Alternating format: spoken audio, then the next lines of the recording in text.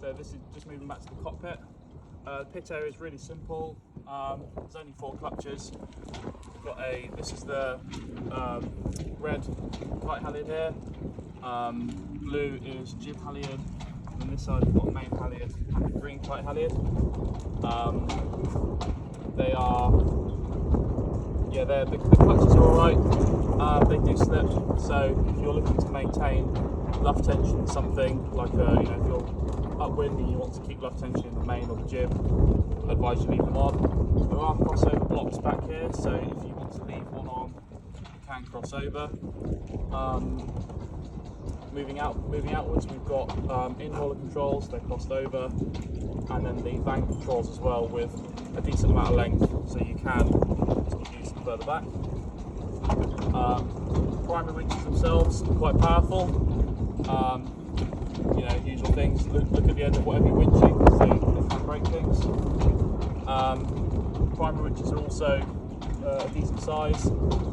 Jib sheet will come through here and around here. You can cross sheet if you put one turn around the leeward side, and then bring it to the windward side if you want to concentrate weather. Spinnaker sheet blocks are on a ratchet. At the moment they can be switched over, so they're not automatic, but I find if I'm in light airs, I keep the ratchet on and then I can trim by hand, and then when it gets windy, I take the ratchet off using the winch. Moving back again, we've got the mainsail controls. Again, fairly simple. It's just a coarse tune off the front, fine tune off the back, and then a pair of backstay control lines. There's a fair amount of power in the backstay. It will go a fair way down.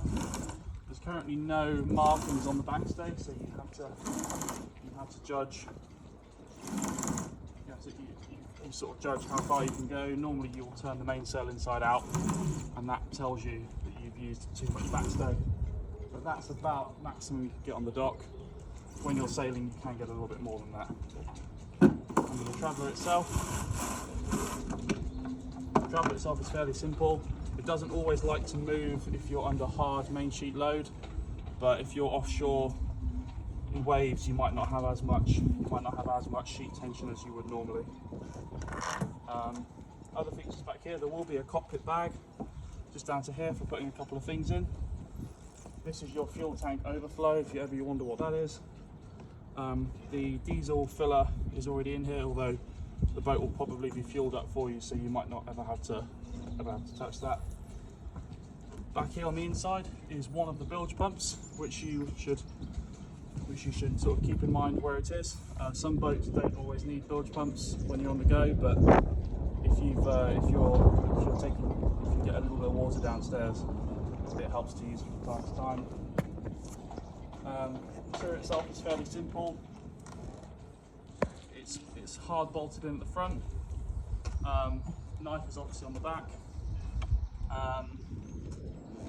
and it is transom mounted, so it is a little bit more dinghy-like, but at low speed it's not always as responsive. Again, a pair of mooring cleats. Got a throwing line here and a horseshoe buoy here, and along with another john buoy at the back here. Whenever you start the engine, usual stuff, just make sure that you've got no sheets over the side. That's your exhaust pipe there. It will be a little bit black usually, but it clears up quite quickly. And the final thing on the back of the boat is the boarding ladder. Should you go over or need to use it, that's where you get to it, down there.